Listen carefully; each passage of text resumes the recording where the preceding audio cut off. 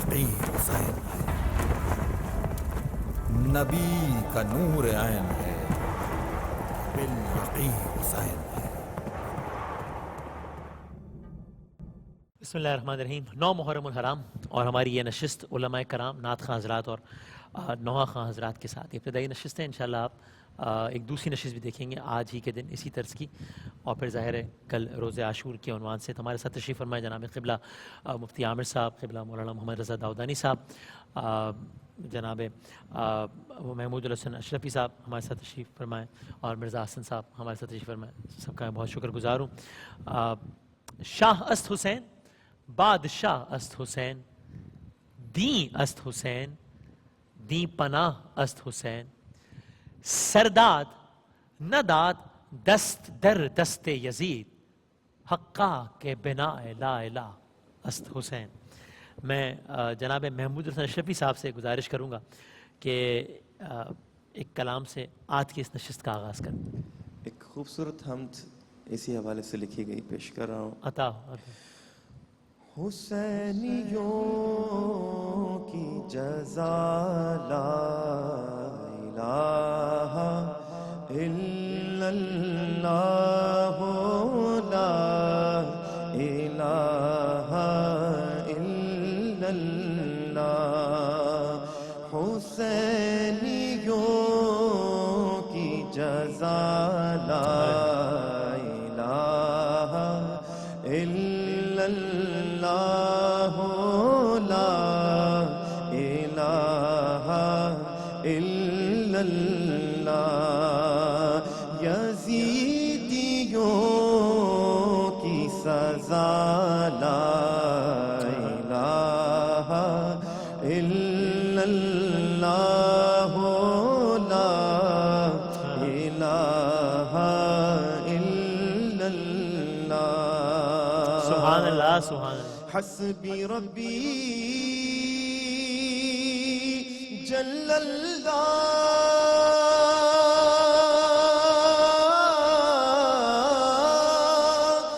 मा फी क़ल्बी गैरुल्लाह, नूरे मोहम्मद सल्लल्लाहु ला इलाहा इल्लल्लाह, ला इलाहा इल्लल्लाह, ला इलाहा इल्लल्लाह। मैं नाम कैसे पुकारूं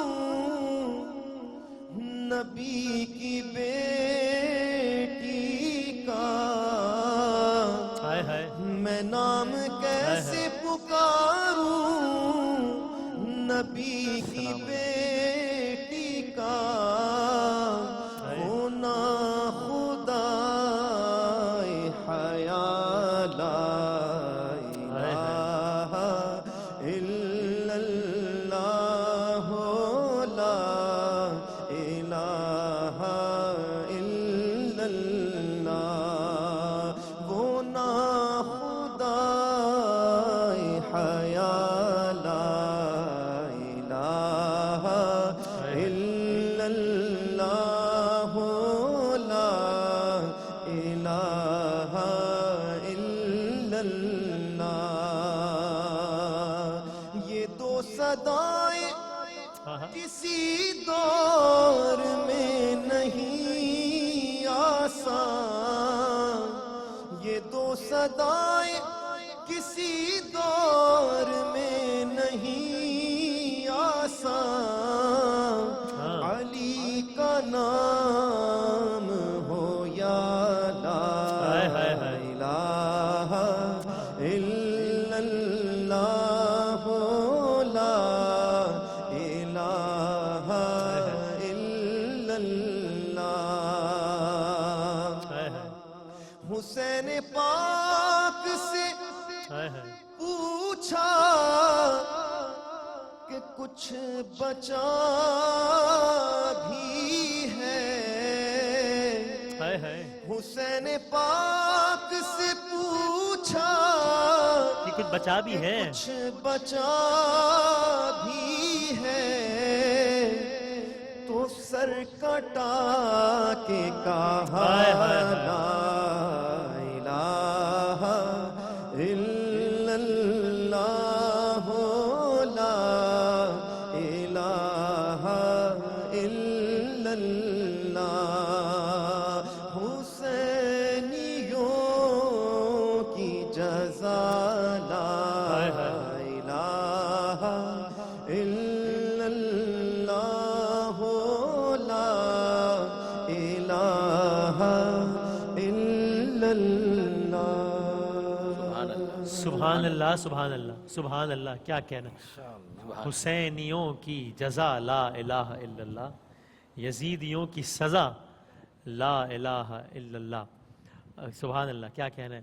اور مولانا محمد رضا داؤدانی صاحب، ہم نے کل کی جب نشست کا اختتام کیا تھا تو میں نے یہیں سے کیا تھا، اشرفی صاحب نے میرے لیے معاملہ بڑا سہل کر دیا کہ اگر یہ دعویٰ ہے کہ امام حسین جیت گئے جنگ میں تو اس دعوے کی بنیاد کیا ہے. کیونکہ اگر ہم دیکھتے ہیں نا کیجویلٹیز اتنی ہو گئی، یہ ہو گیا وہ ہو گیا، تو وہاں تو انہوں نے تیق کر دیا. اگر فریق مخالف کا یہ دعویٰ یقیناً تھا نا اس دور میں کہ ہم نے سب کو مار بھی دیا، ہم کہتے ہیں شہید کر دیا، ظاہر ہے ہم نے تو مستورات کو نہیں چھوڑا، ہم نے تو خیموں کو نہیں چھوڑا، ہم نے تو 6 ماہ کے بچے کو بھی نہیں چھوڑا، تو پھر جنگ تو شادیاں نے وزارت کہ ہم جیت گئے.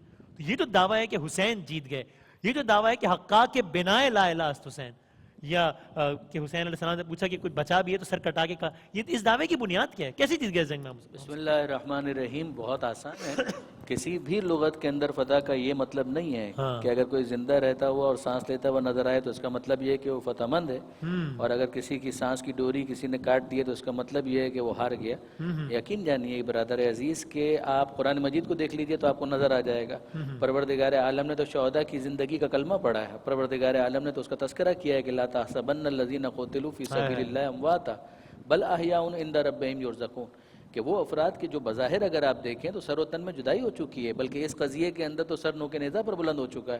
پروردگار فرماتا ہے گمان بھی نہ کرنا، خبردار تمہارے وہم و دل و دماغ میں کہیں گمان کے اندر یہ خیال بھی نہ آنے پائے کہ وہ مر گئے. بل احیاء، بلکہ وہ زندہ ہیں، عند ربہم یرزقون، اور وہ اپنے رب کے پاس رزق پا رہے ہیں. اور اس کے مقابلے میں اگر آپ دیکھیں تو پروردگار عالم بہت سے ایسے افراد کے جو جیتے جاگتے آپ کو چلتے پھرتے نظر آتے ہیں ان کو مردہ سے تعبیر کرتا ہے. پروردگار عالم کہتا ہے یہ تو لکڑیوں کی طرح سے ہیں کہ جن کو ہوا کے اندر معلق کر دیا گیا ہو، جو اپنی اصل سے بھی وابستہ نہیں ہے، متصل نہیں ہے. منافقین کے لیے جو تعبیر استعمال ہوئی ہے تو کوئی لغت یہ نہیں کہتی.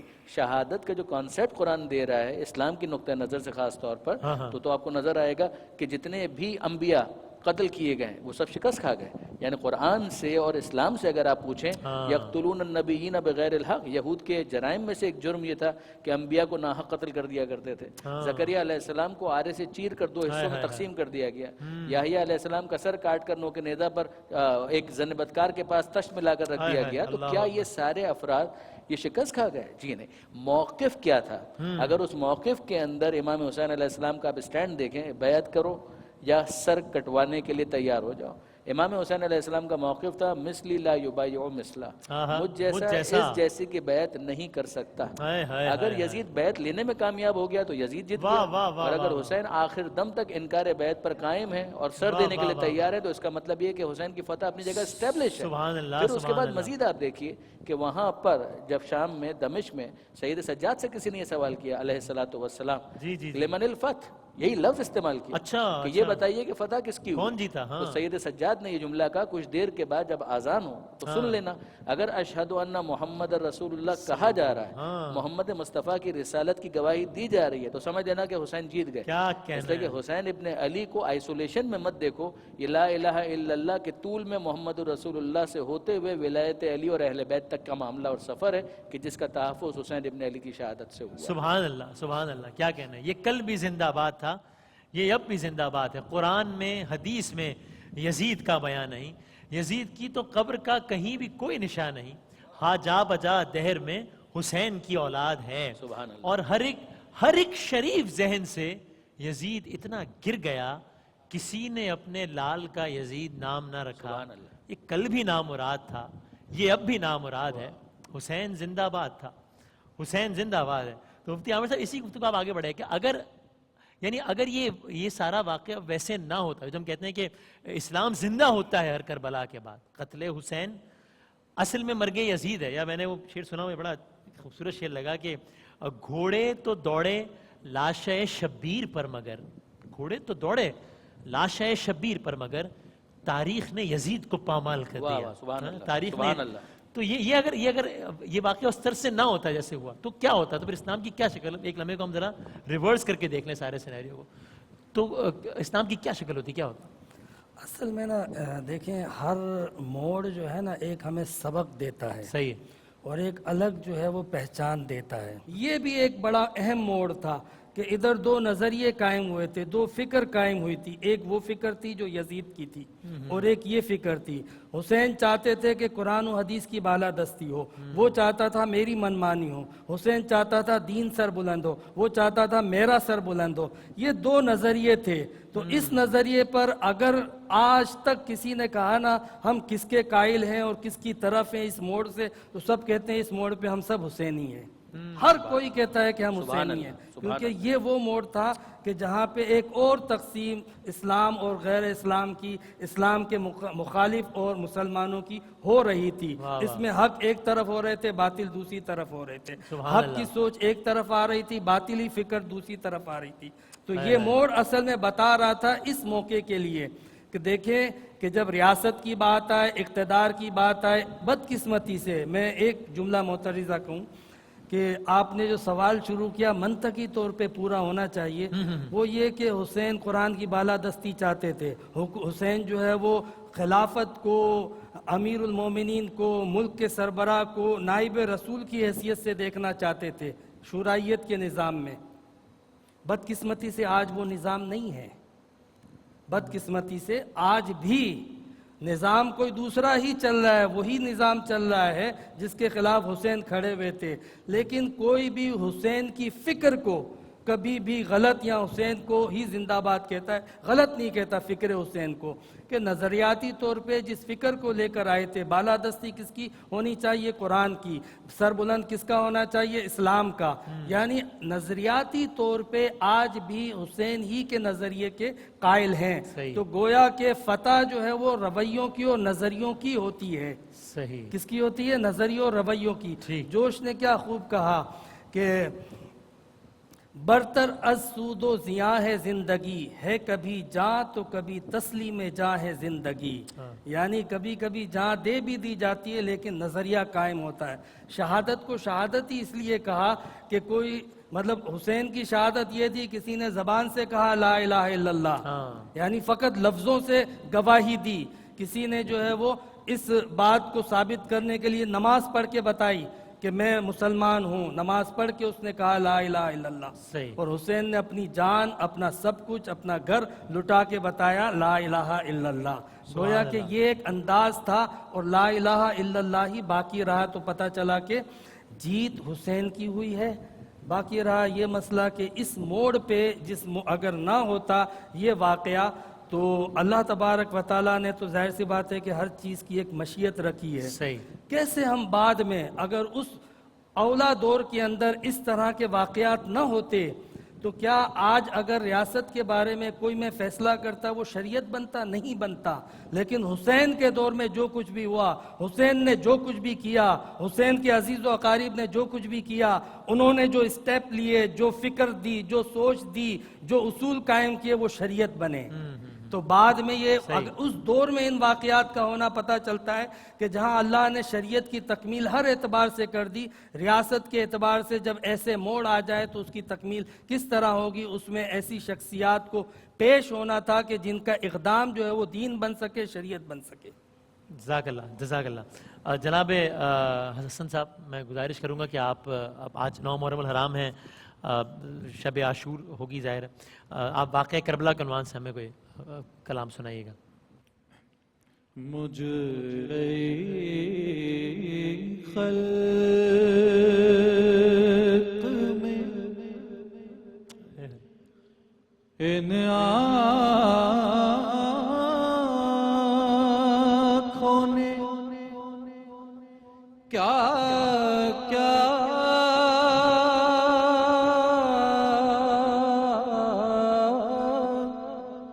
دیکھا,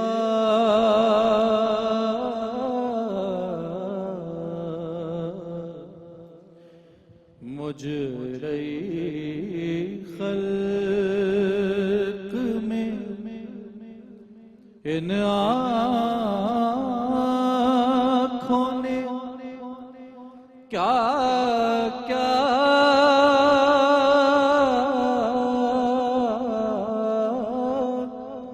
دیکھا،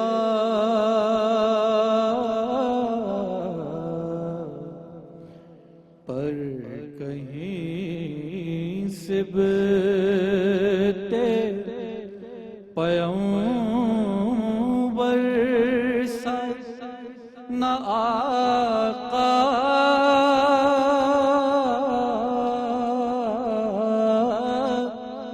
دیکھا،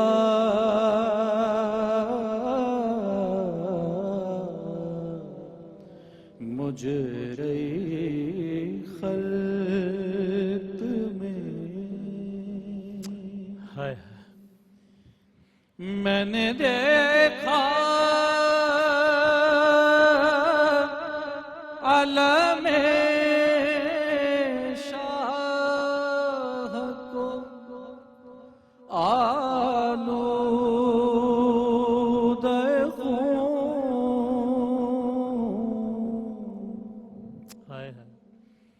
میں نے دیکھا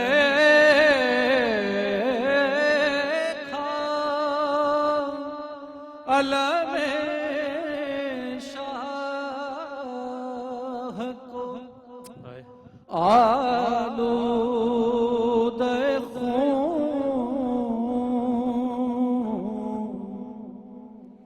میں نے عباس کو بے جان لبے دریا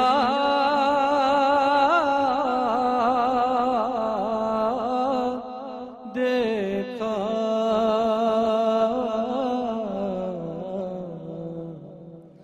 مجرے خلق میں ہے میں نے دیکھا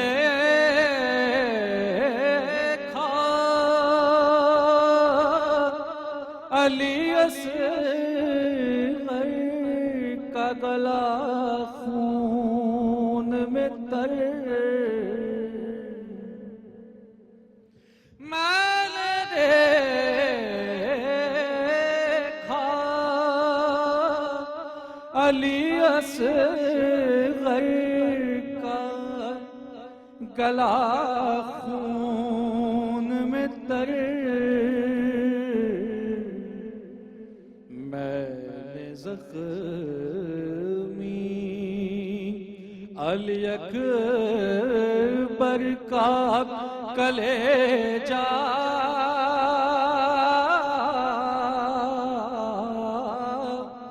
دیکھا،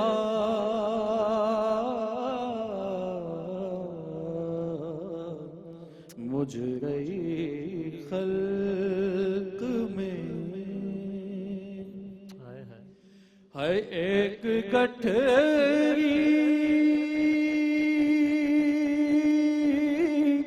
شہدی پشت پہ لائے، اس میں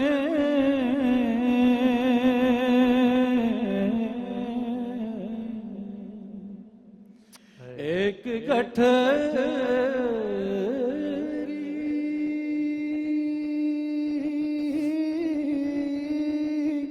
شہدی پشت پہ لائے، اس میں میں نے ٹکڑے ہوئے قاسم کا سراپا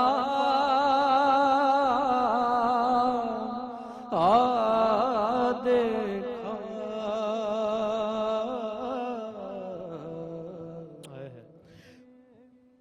بانو رو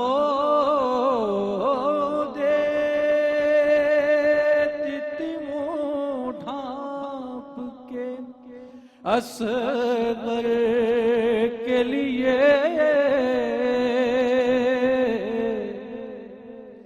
बानरो देती थी मुँह ढाँप के असगर के लिए किसी औरत की जो आगोश में बच्चा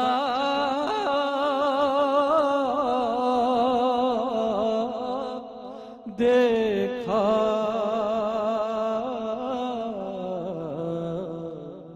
मुजरे खल्क में कहती थी ज़ैनब मुस्तर کہ خدا خیر کرے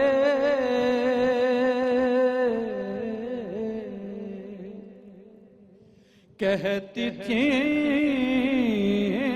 زینب مستر کہ خدا خیر کرے رات کو خواب میں عریان سر زہرا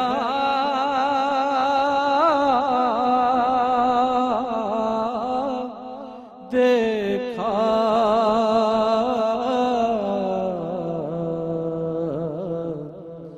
مجرے خلق میں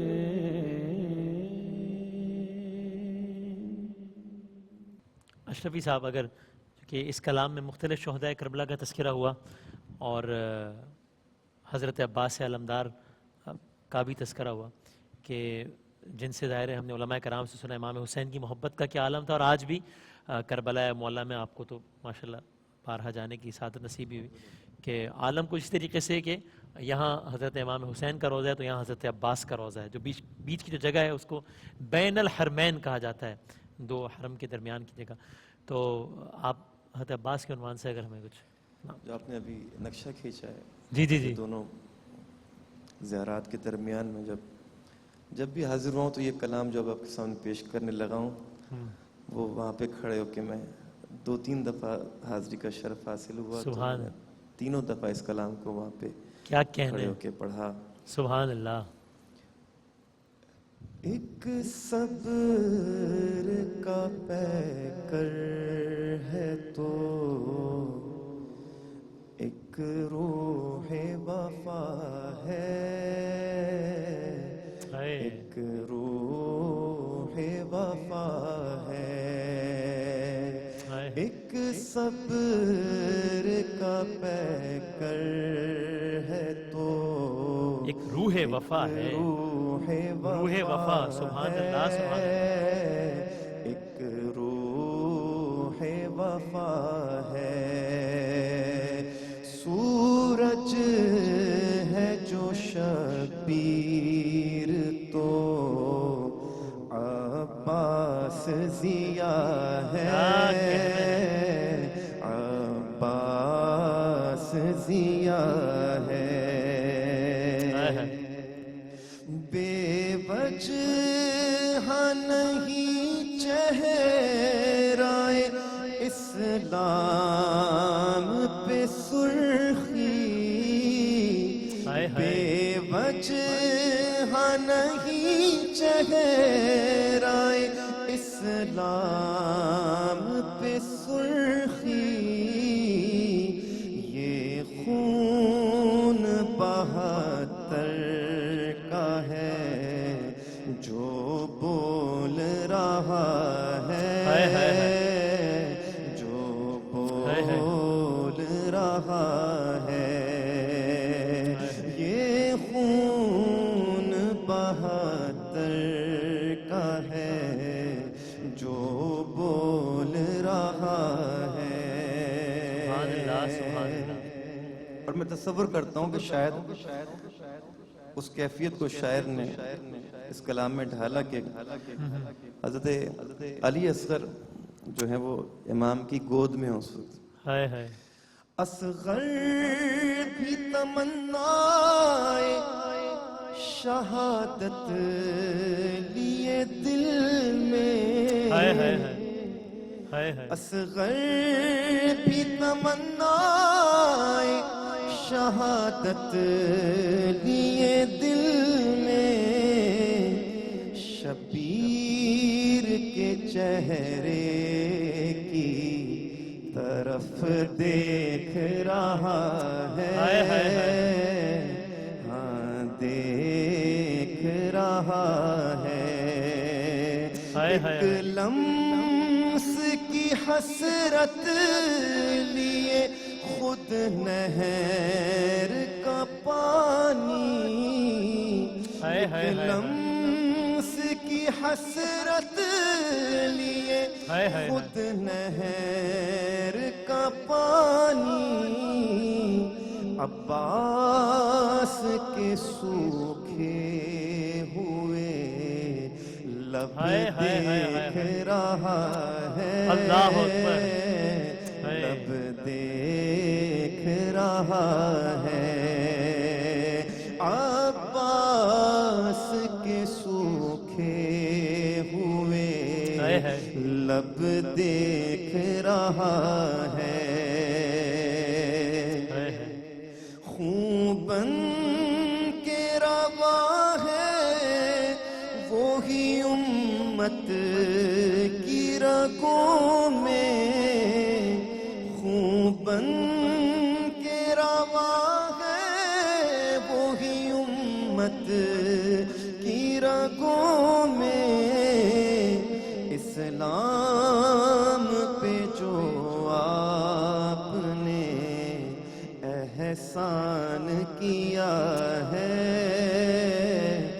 احسان کیا ہے امت نہ بھلا پائے گی اس کو کبھی انور